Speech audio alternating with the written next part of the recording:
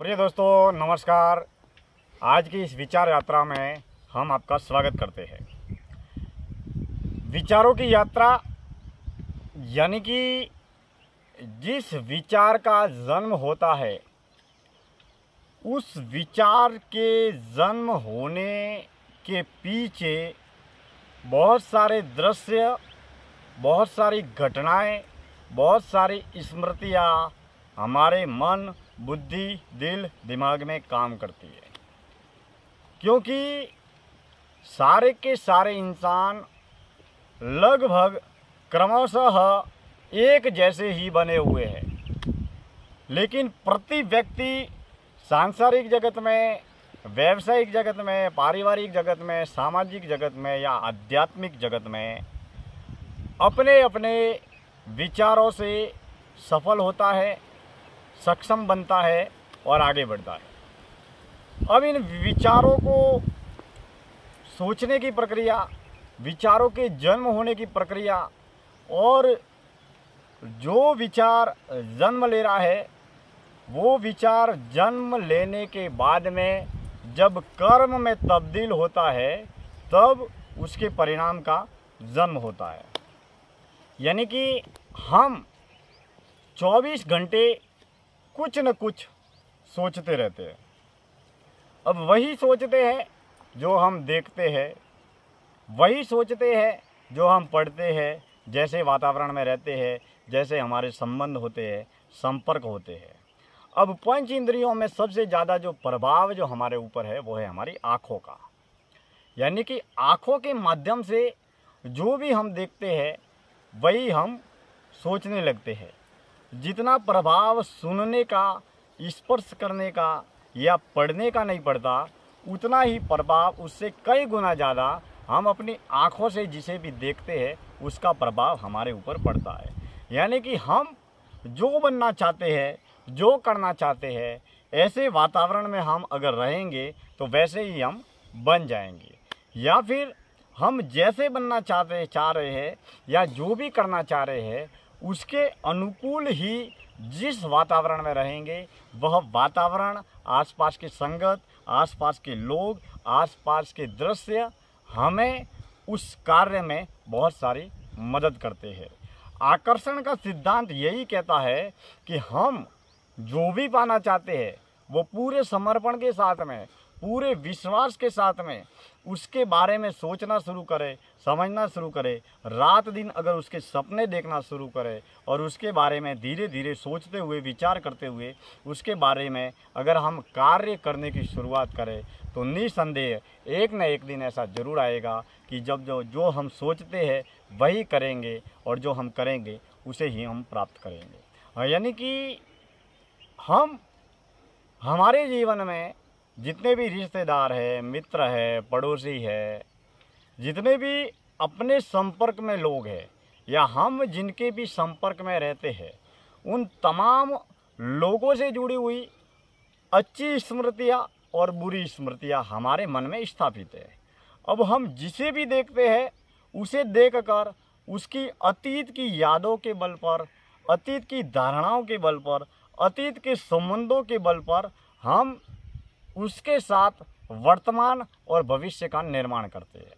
यानी कि जो जीवन या जो समय चला गया वो किसी भी हाल में, किसी भी कीमत पर वापस नहीं आ सकता।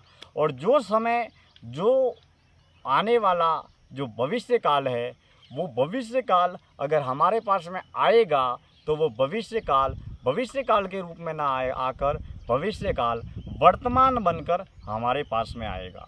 यानी कि हम वर्तमान में जो भी, जितना भी, जैसा भी समय है उस समय का अगर पूर्ण रूप से सही और सदुपयोग करें तो वाकई में हम 100% सफलता भी प्राप्त करेंगे और समय को लेकर हम सतर्क और सजग भी रहेंगे। यानी कि प्रति पल, प्रति क्षण जो भी घटना हो रही है, जो भी दृश्य हो रहा है या जो भी घटनाक्रम संचालित हो रहा है, वो ये भले ही अपने माध्यम से हो या प्रकृति के माध्यम से हो, हम उस घटनाक्रम को बड़े ही होशपूर्वक, बड़ी सजगता के साथ में वर्तमान समय में उपलब्ध रहकर जब उसी सजगता के साथ में देखते हैं तो हम अपने आप को वर्तमान में रहने का और वर्तमान में जीने का एक सार्थक प्रयास करते हैं। हम हमेशा 24 घंटे कुछ न कुछ सोचते रहते हैं।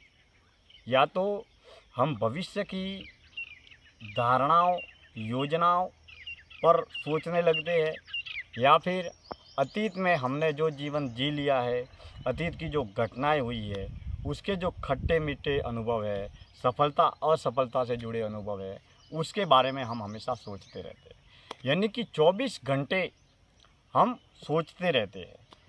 जब हम नींद में होते हैं तब भी हम सपने देखते हैं, और जब भी हम जागृत अवस्था से नींद की अवस्था में प्रवेश करते हैं तब भी हम सोचते सोचते सोचते सोचते नींद की अवस्था में जाते हैं, तंद्रा अवस्था में जाते हैं। और नींद में भी हम नींद करते हुए सपनों को देखते हैं, और जब हम नींद से जगते हैं तब भी हम सोचते सोचते हुए जागृत अवस्था में पहुंचते हैं। यानी कि जीवन की जो पहली अवस्था है वो जागृत अवस्था है। जैसे मैं बोल रहा हूँ, देख रहा हूँ, सुन रहा हूँ, संसार में घटना क्या हो रही है, तो ये एक जागृत अवस्था है। दूसरी अवस्था है वो है नींद की अवस्था। नींद की अवस्था में हम नींद करते हैं। तीसरी अवस्था है सपने की अवस्था, जिसमें हम सपने देखते हैं। और चौथी अवस्था के बारे में हमारे संत और ग्रंथ कहते हैं, वो है तुरीयावस्था। यानी कि वो जब साधक मौन, पूर्ण मौन धारण करके जब विचारों के मौन में प्रवेश करता है, जब उसकी वाणी मौन को प्राप्त नहीं होती, वाणी तो मौन को प्राप्त करती ही है, लेकिन विचार भी जब मौन हो जाते हैं, जब मन मौन हो जाता है, जब मन में तमाम तरह के विचारों का उत्पन्न होना हमेशा हमेशा के लिए बंद हो जाता है, तब हम जब जिस शून्य की अवस्था को प्राप्त करते हैं, जब निर्विचार अवस्था को प्राप्त करते हैं, जब ध्यान की अवस्था में हमारे अंदर मन, बुद्धि, दिल, दिमाग में किसी भी प्रकार के, किसी भी तरह के, किसी भी विचार का जन्म नहीं होता है, तब हम बिल्कुल पूर्ण रूप से शून्य की अवस्था को प्राप्त करते हैं। लेकिन यह अवस्था तभी प्राप्त होती है जब व्यक्ति पूर्ण रूप से आंतरिक, आत्मकेंद्रित, अंतर्मुखी और पूर्ण रूप से मौन जीवन जीने का अभ्यास करे। तब धीरे धीरे उसके